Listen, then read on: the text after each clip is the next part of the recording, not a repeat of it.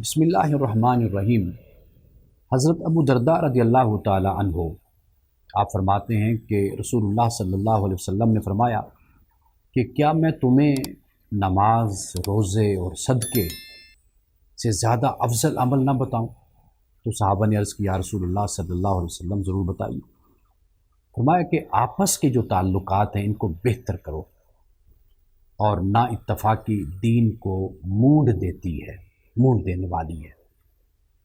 یعنی آپ اندازہ کیجئے کہ نماز، روزہ اور صدقہ جو افضل اعمال ہیں ان سے بھی زیادہ افضل عمل کیا ہے؟ وہ فرمایا کہ آپس کے تعلقات کو تم بہتر رکھو۔ یعنی آپس کے تعلقات کو بہتر رکھنے سے مراد یہ ہے کہ بغض، کینہ، حسد اور دشمنی کا راستہ مت اختیار کرو، اور آپس میں تعلقات کو اچھا رکھو، ایک دوسرے کا احترام کرو، بڑے شفقت سے پیش آئیں، چھوٹے بڑوں کا احترام کریں، اپنی گفتگو، اپنا کلام اس کو درست رکھو جس سے کسی کا دل نہ دکھے، بہترین انداز میں اپنے تعلقات کو بناؤ۔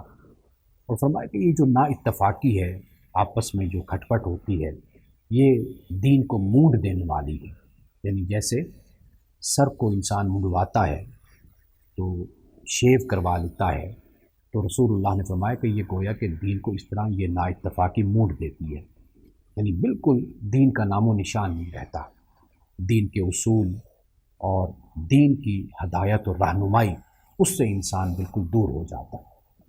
مونڈ دینے سے، خالقہ کہنے سے اشارہ اس بات کی طرف ہے کہ نا اتفاقی، باہمی دشمنی اور باہمی طور پر لڑنا جھگڑنا، یہ جو جدال ہے، جنگ ہے، اس سے نقصان یہ ہوتا ہے کہ دونوں فریق یعنی فریقین دین کو ملحوظ خاطر نہیں رکھتے، دین سے دور ہو جاتے ہیں، اور دین کی جو بنیادی تعلیمات ہیں اس پر عمل کرتے ہوئے نظر نہیں آتے۔